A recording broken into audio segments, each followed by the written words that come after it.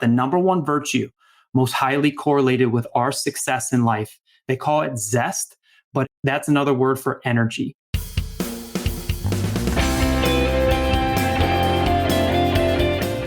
Welcome to Everybody Pulls the Tarp, the go-to podcast for high performers. I'm Andrew Moses, and each week I talk with Olympians, pro athletes, TV stars, Grammy winners, best-selling authors, CEOs, and other high performers to uncover their success secrets. Every conversation is jam-packed with inspiration and actionable ideas we all can apply to our own lives, personally and professionally. Get ready for a behind-the-scenes look at the techniques, processes, and mindsets powering the world's most successful people. Let's go.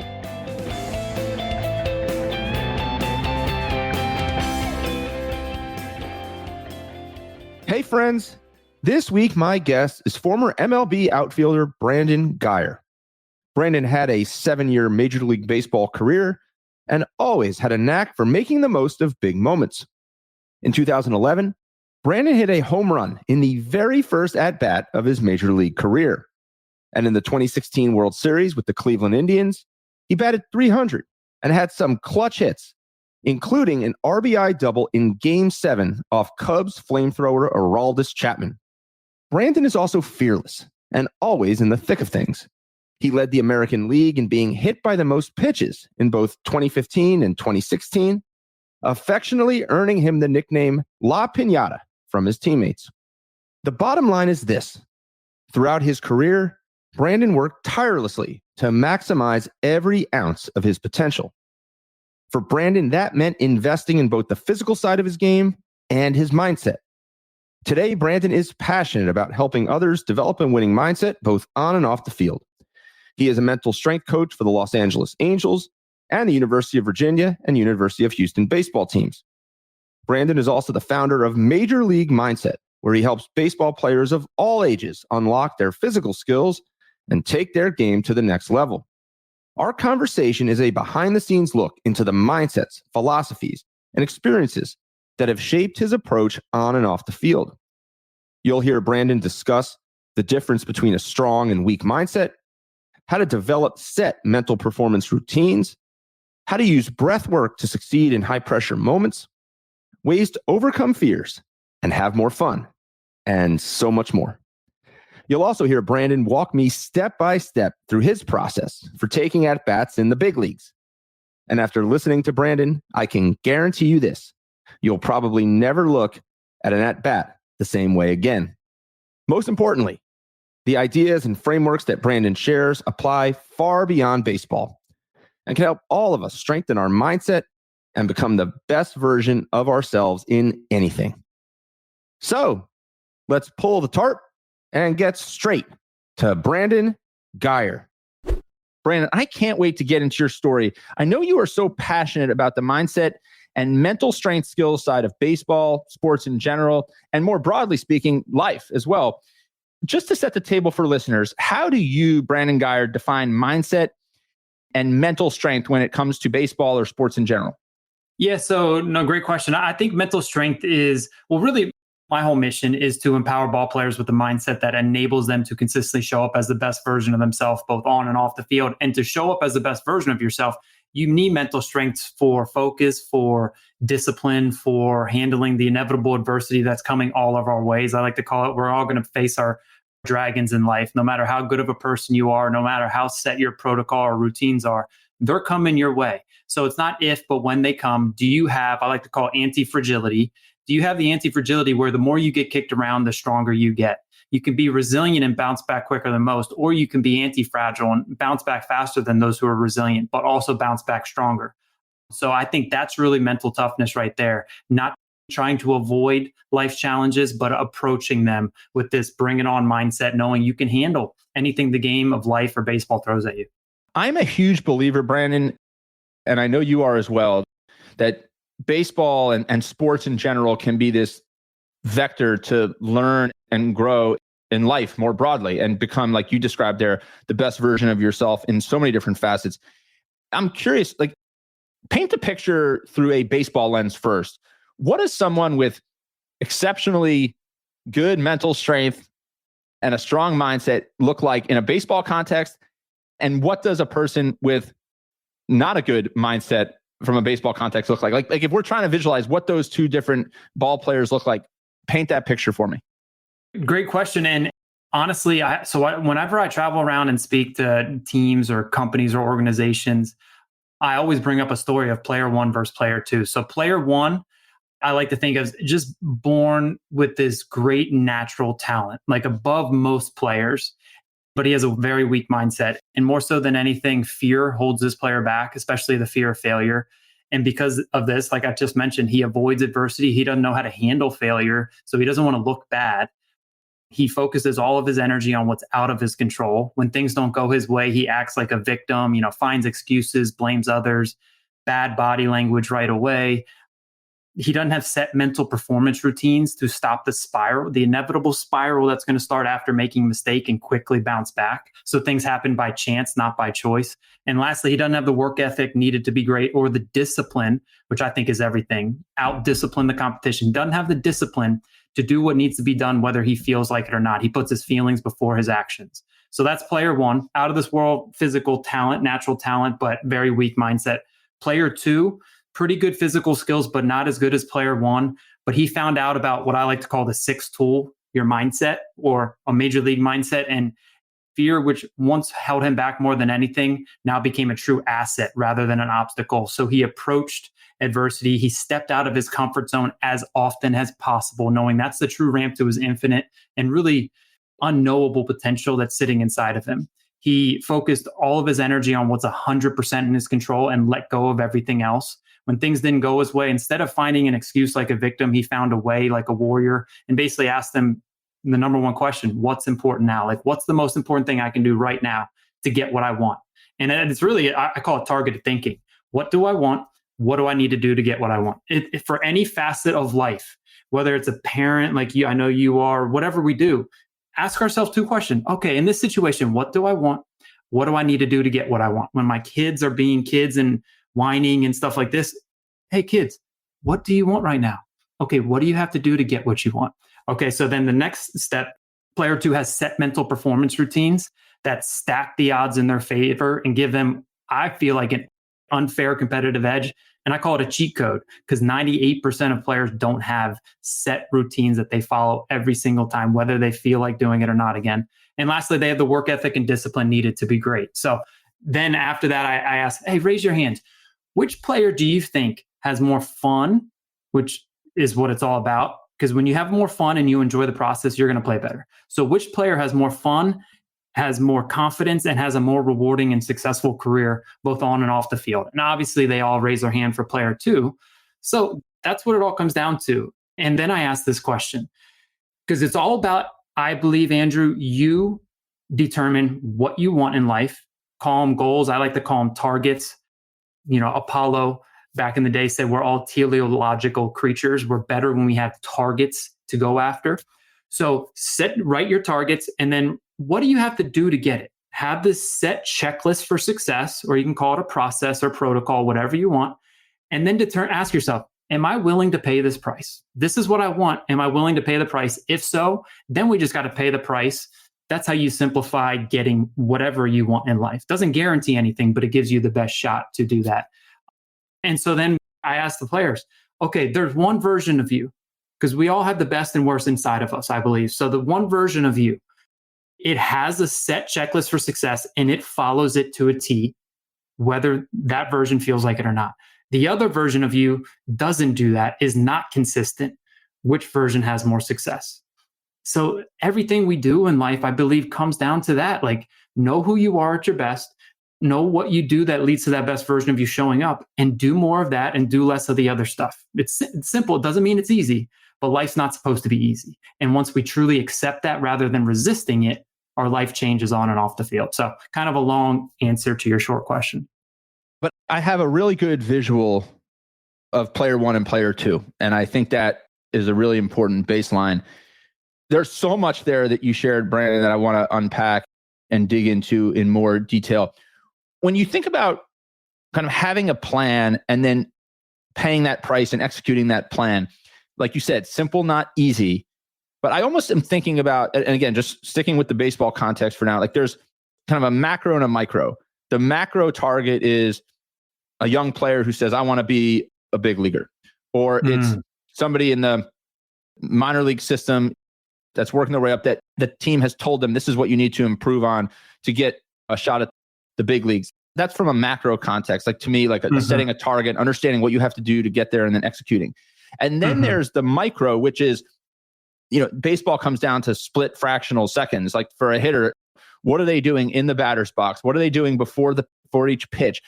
Let's talk about that for a second. So like from a macro perspective, how do you think about targeting and creating that intentionality for a big, ambitious macro target? And then I want to dig into the micro and use these two as examples that anybody listening, whether it's baseball, sports, or just life in general, can try and apply to their own life from a macro and micro perspective. Way to frame that up, man. So to start with the macro, so I like to think of a staircase, and the staircase represents a process over outcome mentality. So we have, let's just say macro, you're a high school junior on varsity, your macro goal, your long-term target, you want to get to the big leagues, right? That's your, I like to call them WIT, wildly important target in life. Okay, let's set that WIT. Boom, it's at the top of that staircase. And this is a long, I like to call them telescope goal for you. So this is a big staircase. Now, the outcome is at the very top, okay? But what we want to focus on to get to the top is our process. And our process is every step leading up the way.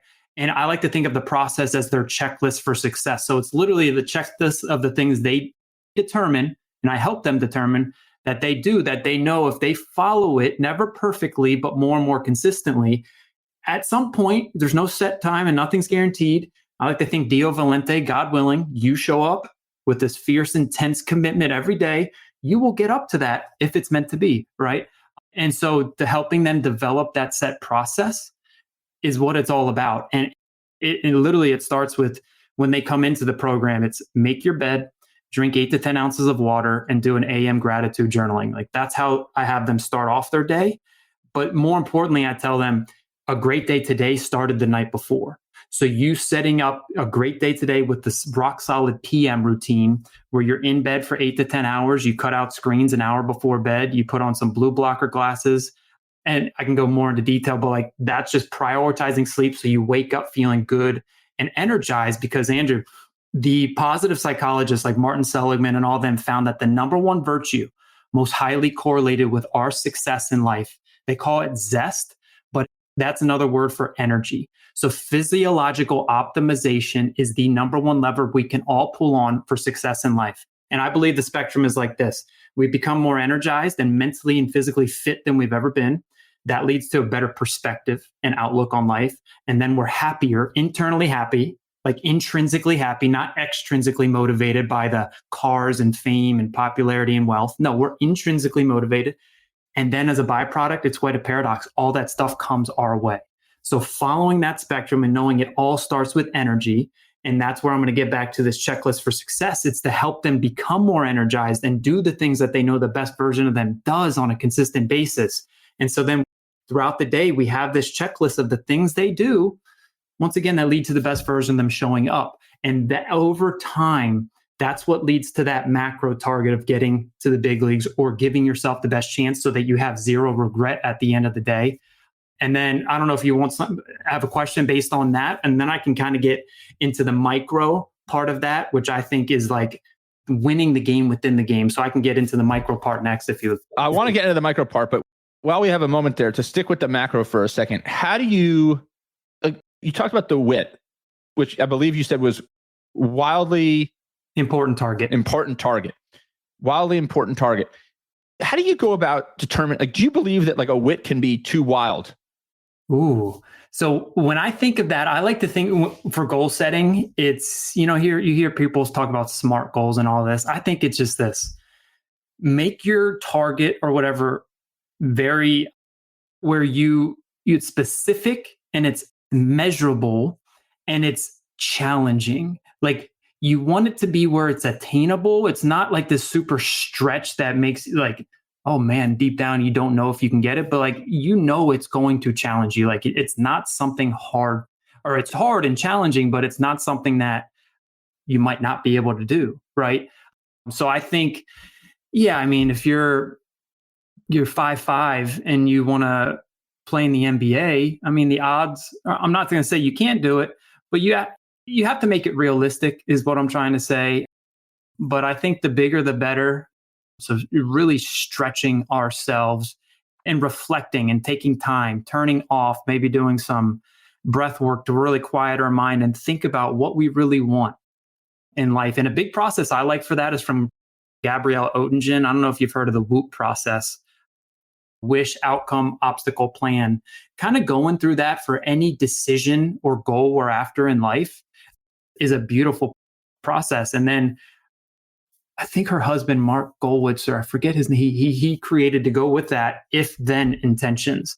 Basically, if this happens, then we do this. They call them implementation intentions in the psychology world. So I know I'm getting off track with that, so I'll stop there. But man, I think make them very wild, but make it so it's not too wild where it just burns you out and stresses you out and it's not something you can really do. But at the end of the day, right, like regardless of what the WIT is, it sounds to me like you listed 3 things kind of to do every morning. You listed a couple simple things for people to do with their PM routine. At the end of the day is the idea that no matter how wild and far off the goal may seem, there are basic, relatively simple things that you can always gravitate back to create that kind of compounding consistency and success. Sure. Yeah. The compound effect is real.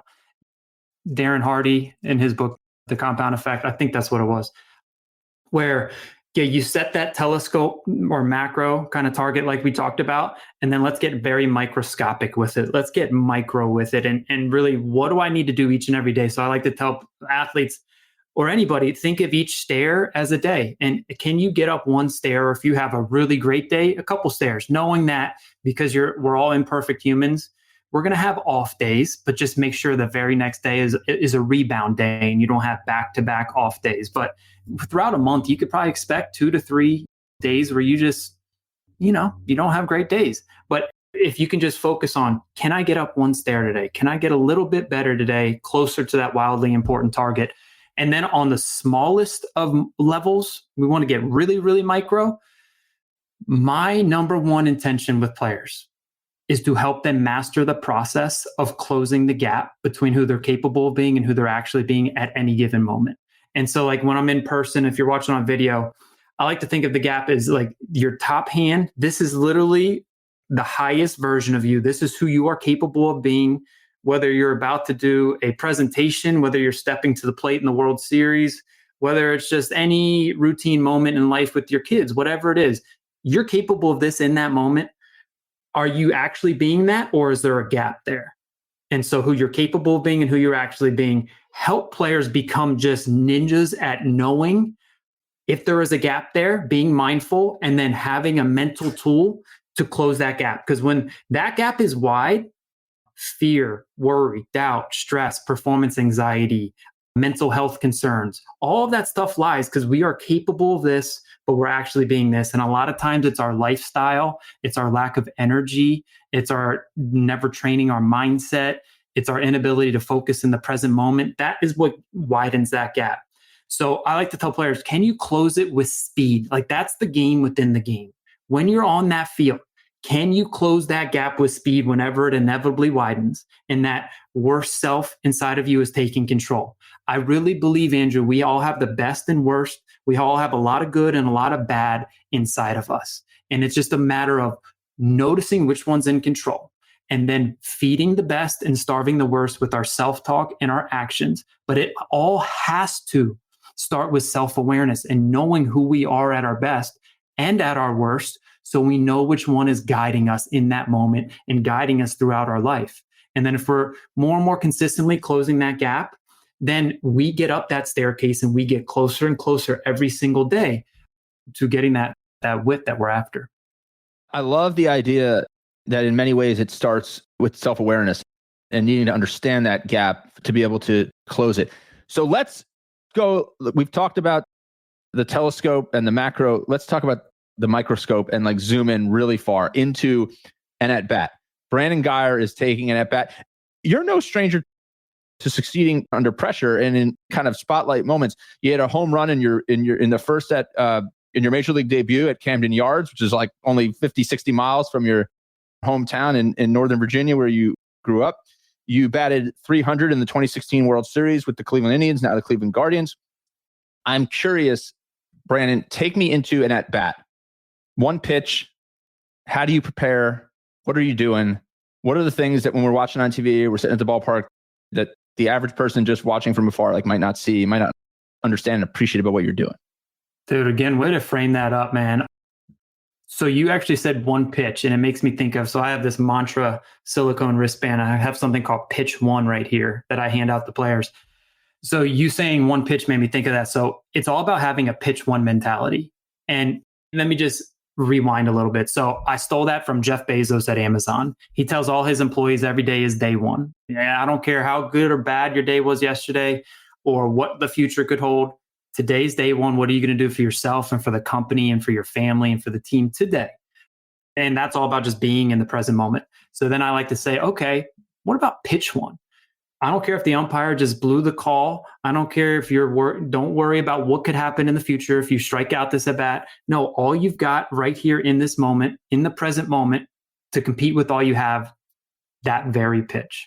And then just literally resetting every pitch to do that.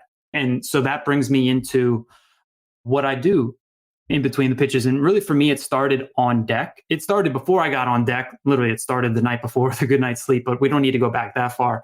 When I get on deck, that's when I like to segment the game so I don't have this intense focus all game long because we will burn out. So once I get on deck, it's like my focus goes to another level. I start to immediately act like I am in the box. I'm in the on deck circle. I do my pre-pitch routine. Like if the hitter's looking at the third base coach for a sign, I'm looking at him too. Then I'm doing my pre-pitch routine. And my pre-pitch routine, I thought I had a bat in here. My young son must have taken it out of here. I usually always have a bat right here that I grab. So I hold up a bat. I would look at a little speck on the barrel as I'm holding it up. And that was my focal point to get me to the present moment and to look at something very, very small to bring my attention right to there. So it can't be on anything else because we can only think of one thing at a time. So I'm taking what I call a big league breath.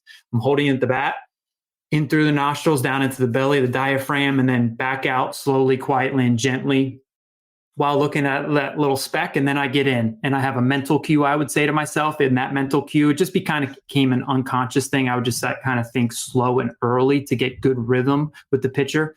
And then the most important part of this pre-pitch routine is your final thought.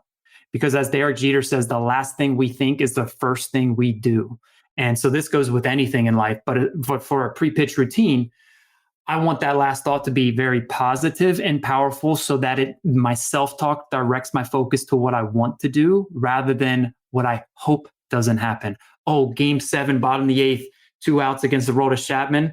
Easily, my worst self could take control if I'm not taking control myself. And it could think, oh, Brandon, don't strike out here. Millions are watching. Oh, just put it in play. No, that's not empowering. That's not positive.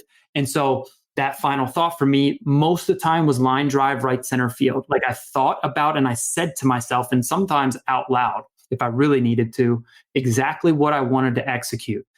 That way there's that worst whiny, fearful voice, timid voice taking over. I'm just feeding the best. And say I swing at a bad pitch, like with Chapman, game 7, bottom of the 8th, I get down 1-2. Not fretting. And I've been there so many times visualizing it before the game. I get that. I do my pre-pitch routine. I get back in, work it back to 3-2, doing that same process. Big league breath, mental cue, final thought. It's called 3 steps to keep it simple. It's called 3 keys to KISS, keep it simple, stud. That's what that pre-pitch routine is for hitting, pitching, and on defense. And yeah, I mean, I could go on and on about that, but that's really what I would do. Different pitchers and situations might change the final thought, but that's pretty much an inside glimpse into what I did in between the pitches. I love that, Brandon. And this is a couple of minutes that I am never going to forget because I'm already thinking about all the things that I do personally and professionally where I could apply that approach, where I could create my pre-whatever routine, whatever it is I'm doing, not just hitting a fastball from Aroldis Chapman, which I could never do, by the way. There's no wit There's no way where I could figure that out, Brandon.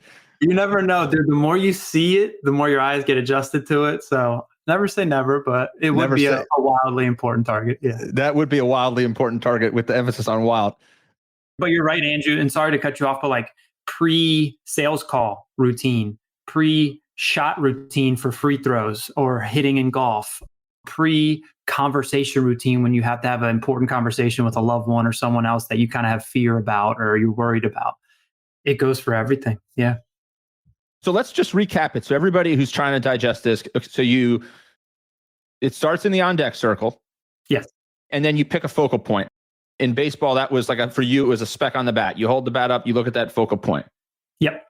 Then it was the big league breath. While looking at the focal point. Yep. While looking at the focal point. Yep. And then it was essentially setting the intention to what you want to try and do. Yes, exactly. And I believe when we set that intention, then our attention follows and our behaviors follow because we set that intention for sure.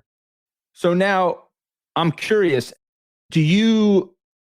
how long back did that routine go? Like, was that something that you were using in Little League and then at University of Virginia and then in the big leagues? Was it something that you tweaked and really felt like at some point you were like, this is what I need? Because I would imagine everybody listening is going to say, well, that might not work for me in my context, sure. But like conceptually and structurally, like everybody can get to something like that in their own, whatever it is they're working on that they're comfortable with.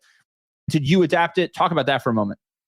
Yeah, and I'm writing down this note so I don't forget to answer this. So the reality is there's no one way. There's no the way when it comes to mental strength training.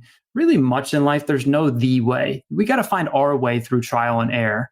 And through trial and error, let me go back. My first 3 years in high school, this is my story. I sucked at baseball. No colleges talking to me my first 3 years at Herndon High School. And it wasn't until a coach recommended a mindset book that I read called Heads Up Baseball by the great Ken Ravizza. He's like the mental performance pioneer when it comes to baseball. I read Heads Up Baseball towards the end of my junior year. I hit a whopping 270 my junior year. No wonder colleges weren't talking to me. And then it's like, I learned about the breath and importance of routines. And he calls it signal lights. Like I've changed it to the gap widening, but Ken likes to call them signal lights. When you're in a green light mentality, very confident, in a good mindset to perform. Yellow light, you're starting to lose control. Red light, you're completely out of control. Now I call it the gap. But a big part of that and being in the green light, he talks about that pre-pitch routine. And so it started heading into my senior year. And I just finally, I just tweaked it over time. And finally it came to what I had just explained to you. But like I said, different pitchers in different situations, it would change. For John Lester in that World Series, and Chris Sale in different moments, David Price, all the lefties I loved facing. They like to pitch me inside with cutters. One reason I got hit all the time. We're going to come back to that. I want to talk about that. Yes. Yeah, so they threw inside a lot. So I would change that final thought from right center field to left center field to change my contact point. So that changes just depending on the situation and all that. But before I go on, Andrew, I just want to mention, because you brought it up again, that big league breath. When I'm out speaking with players, I say, hey, what if there is this magic pill that you could take that will increase your focus and concentration? It will for sure decrease stress and anxiety. It'll bring about this self-control mode and go from a highly emotional and frustrated state that we all get to a grounded, present, calm, confident state. It'll lock you in on the present moment. And there's no negative side effects, only positive. And you can take this magic pill whenever you want to. How many of you would take it? Of course, they all raise their hand. And then I ask what it is. Some of them get it eventually, but they don't really know what it is. It's our breath. And that's one thing I learned in that book, Heads Up Baseball from Ken Ravizza. And the other thing I learned is that in high pressure, big moments where we're out of our comfort zone, the first thing to go, if we aren't aware of it, is our breath. And that's where I think AOB, awareness of breath, is everything. Like literally noticing the air go in and out. That's how it becomes the ticket to the present moment, how it slows the game and slows our mind down. So once again, if we aren't doing that in those big moments, we are going to hold our breath or we're going to start breathing shallowly. And that speeds up everything and makes it very hard to come through. Sure, you can every now and then, but the best of the best utilize their breath and don't take it for granted. And that's how they are way more consistent than others. Brandon, let's double click into something you said a few minutes ago. You talked about, I think you used the phrase segmenting the game, and it was really to manage your energy and your intensity, that if you were so locked in that you would almost burn out. Mm-hmm. Take me through that more deeply. What are you referring to there? How can myself in my own life and anybody listening apply that to whatever craft or work they do? Yeah, great. So when it comes to on the field, I like to always think of like, when does my at bat start and when does it end? So I'm not carrying it with me to defense. So I'm not super intensely focused the whole game. Cause yeah, like you said, you will burn out. And remember, energy is so important. So for me, the at bat really started when I was in the hole, like when I'm putting on my helmet and gloves, like that's when it's starting to really, increasing my focus and dialing in on the exact situation of that pitcher and how I want to really my plan of attack. When I get on deck, that's when I continue to go like we talked about. Now, when it ends, I like to come back and I like to go through what I call hitting checkpoints. The beautiful part about this is all 5 of these are 100% in the hitter's control, and they lead to more quality at-bats. And we can control the quality of our at-bat. We cannot control the end outcome. So we want them to base their confidence off what's in their control, such as the quality of their at-bat, rather than what's out of their control, the end outcome. So the hitting checkpoints are, did I utilize my breath? Was I in the present moment? Did I have a good approach? Was I ready on time? And did I swing at a good pitch? So any hitters out there, and you can change hit checkpoints for anything we do in life, but having your checkpoints that you go through. And so like, just say I popped out that at bat, I would go through that checklist, because then I'll determine which one was off. And then that's the adjustment I got to make the next at bat. And then because I figured that out, it's like that at bat is completely done. I segment it. It's like, okay, time to be a teammate cheer on my team. Or if I have to go to defense, time to segment and be locked in on defense. And so then I would just segment it and do the pre-pitch routine on defense and all that. So yeah, you can 100% segment it and just figure out what the checklists are for you and kind of go about it that way. So powerful, Brandon. My brain is spinning and I'm taking notes here. And I know I'm going to be thinking about this conversation for a long time to come and all the ways that I can apply it to my own life. I also, as a longtime baseball fan and somebody who's gotten to know a lot of people who've played baseball at a very high level throughout the work that I do, you're giving me an even new level of appreciation for everything that goes into what we watch baseball players and world-class athletes do in general. You alluded to it earlier. People liking it, the lefties in particular, liking to work you in with cutters. You led the American League in hit by pitches in 2015 with 24 and in 2016 again with 31. I've got so many questions about that. I'm like, what does that mean, right? Like, what does it mean to get, why does somebody get hit by pitches more than others? It sounds like part of it has to do with how pitchers like to work against you. And then you talked about this theme early on in our conversation. This is where I kind of want to shift as we kind of look to like this next piece of the conversation is this idea of fear. And there are so many different things that can create fear. People in a baseball context, they stand in the batter's box. They're thinking about, oh, I don't want to strike out, like you said, or I don't want to pop up, or I'm going to get demoted back to the minor leagues, or I'm going to cost my team the game. I'm going to embarrass myself. All these things that create fear. And it happens for people who are just, whatever you're doing, people have fears that elicit through different times and different mechanisms in your life.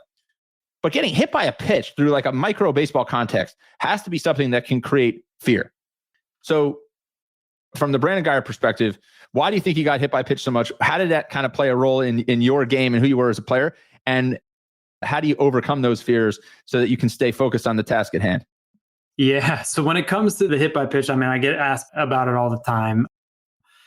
Really, it was a combination of a couple things. So when I got to the big, obviously in the minor leagues, I'm getting hit a lot there, but I'm playing every day and I'm facing righty and lefty pitchers. When I get to the big leagues, all of a sudden my role changes. Brandon, for the most part, you're going to be a platoon hitter. You're just going to face lefty pitchers. So that was a mindset challenge of its own.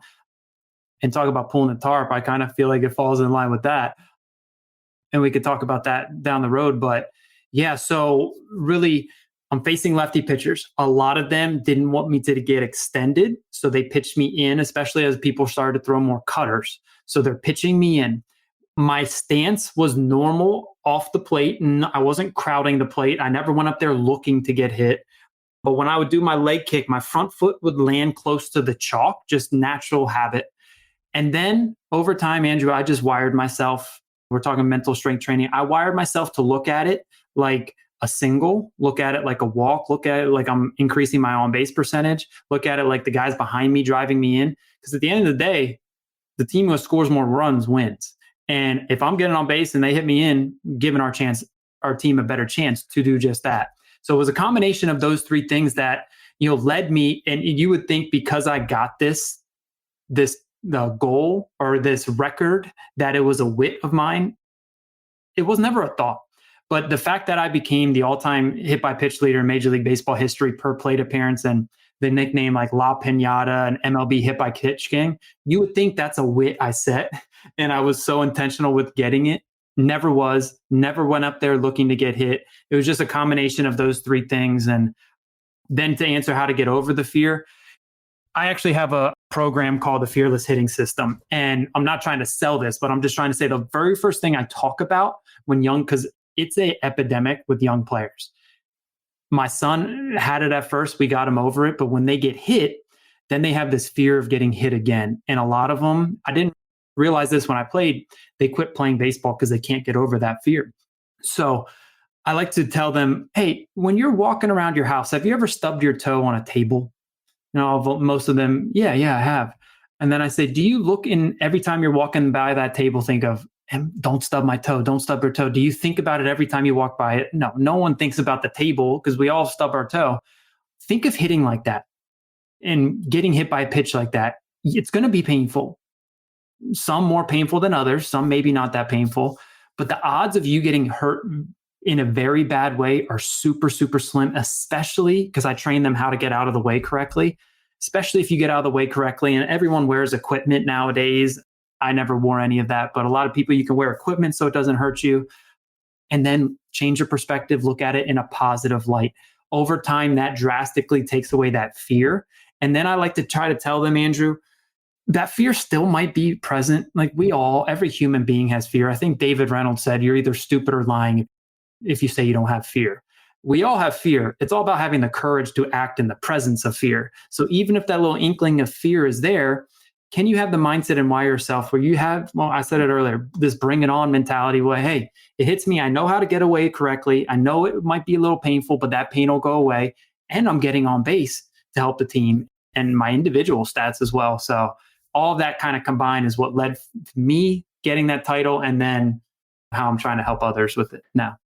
Brandon, I could talk to you for hours. You have been so generous with your time. We're going to have to do a part 2, 3, and 4 sometime because I've learned so much from you. And like I said before, I have an even greater appreciation for something that I've loved my entire life, which is watching baseball and being a fan of baseball. But even more importantly, I've learned some very actionable, tactical things that I could do to become more effective at everything I do that could permeate my entire life. And I think that's what's so powerful about what you're sharing. I guess as we get ready to wrap up our conversation, if you had to distill your success and your winning mindset to one thing, what would you say it is? Whew. Well, first off, let me say, I feel like we could talk about hours about all of this stuff and would look forward to doing a part 2 at some point if you'd like to, without a doubt. Well, I think when it comes to everything, I mentioned it earlier, I think it's all about discipline. Can you out-discipline the competition? I forget who this quote is from, and I hate that I don't remember it, but he said, you can either have the pain of discipline in life or that you'll have let me just frame it this way. At the end of your life, you're on your deathbed. You can have the pain of discipline or the pain of regret. And the pain of discipline that we have throughout our life weighs ounces. The pain of regret weighs tons. And so I think, does this individual, no matter it's a stay-at-home mom, like my wife, it's a professional athlete, whatever we're doing in life, do you have the discipline to show up, especially when you don't want to, and do what you said you would do? So I think it comes down to If I were to answer your question with 7 letters, do what you say you will do. That's how we earn this intense trust in ourselves. And we get to the point where we're anti-fragile and we know we can handle anything that comes our way because we've earned that trust and we've done what we said we would do. And so really, to answer your question, I would say that it all comes down to discipline and doing that. And then that's 1A, 1B would just be what we hear all the time, control the controllables. It's simple in theory, it's harder in practice. But once individuals really are relentless and obsessed with the controllables and don't even think about what's out of their control, this freeness and this looseness comes about when they're playing. Then they're more confident, they're having more fun. And it's just like a more enjoyable experience both on and off the field. Brandon, there is no question that you are a tarp puller. As I like to say, a certified member of the Everybody Pulls the Tarp community. Appreciate that. And I think most importantly, when you think about everything that you've accomplished, what's most powerful and most profound is the ripple effect that you're going to have, that you're having on so many lives through the work you're doing with Major League Mindset and the different speaking engagements and workshops that you do. Because not only are you helping these players unlock their physical skills to take their game to the next level, you're helping them take their lives to the next level. And I firmly believe that when people take their own lives to the next level, they're in a much better position to pull the tarp for everybody else around them and positively impact their lives. So it's a powerful and profound ripple effect that you are creating. And I'm just grateful for the time that we've gotten to spend here. And just thank you. Thank you for spending some time with me this week, Brandon. Thank you. And can I hit on that real quick? Sure. Because I think you're doing the exact same thing with this podcast and you're traveling and speaking and workshops. And that reminds me of everything I've learned. I've gotten into Stoic philosophy a lot over the years. Marcus Aurelius and Meditations, Aristotle, Seneca, Epictetus. You know what they all say the ultimate purpose of life is to become the best version of you and do so in service to something bigger than you. So everything you just said is, become the best version of you so you can live your best life. But then in turn, because of that, you're doing it in service to help other people live their best life. And that's why I have this Greek word arete on my forearm. It means excellence or virtue, but the deeper definition, the Greek philosophers that I just mentioned, really, they say that it means to express the best version of you moment to moment to moment so you can live your best life and help others do the same.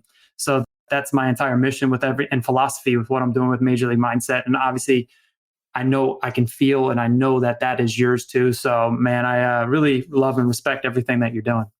Well, Brandon, the feeling is mutual. Thank you so much again for your time and many, many more conversations in the future. All right, my friend? Sounds great, Andrew. Thank you. All right. Thank you. All right, everyone. If you loved this episode, you might also enjoy my interview with 2-time World Cup champion, 2-time Olympic gold medalist, and back-to-back FIFA Women's Player of the Year, Carly Lloyd. In 2003, Carly was cut from the U.S. under-21 national team. But instead of quitting, she got to work. She set out training 2 to 3 times per day and transformed her mindset to embrace challenges, stop making excuses, and turn weakness into strength. Ultimately, Carly went on to become the best player in the world, winning back-to-back FIFA Women's Player of the Year awards in 2015 and 2016. You can find my conversation with Carly right here on Everybody Pulls the Tarp in your favorite podcast app. It's filled with inspiration and powerful lessons that you don't want to miss. Check it out and let me know what you think. Thank you for joining me this week. Be sure to subscribe in your favorite podcast app so you can catch all of our upcoming episodes. And if you are like me and want a world full of tarp pullers, then leave a review to help others find us. You can also follow me on Twitter at Andrew H. Moses. That's Andrew H. Moses. And be sure to sign up for my email newsletter at everybodypullsthetarp.com/newsletter. I'll share tips and insights to help you achieve maximum success and happiness. Today's a great day to pull the tarp. I am rooting for you. See you next time.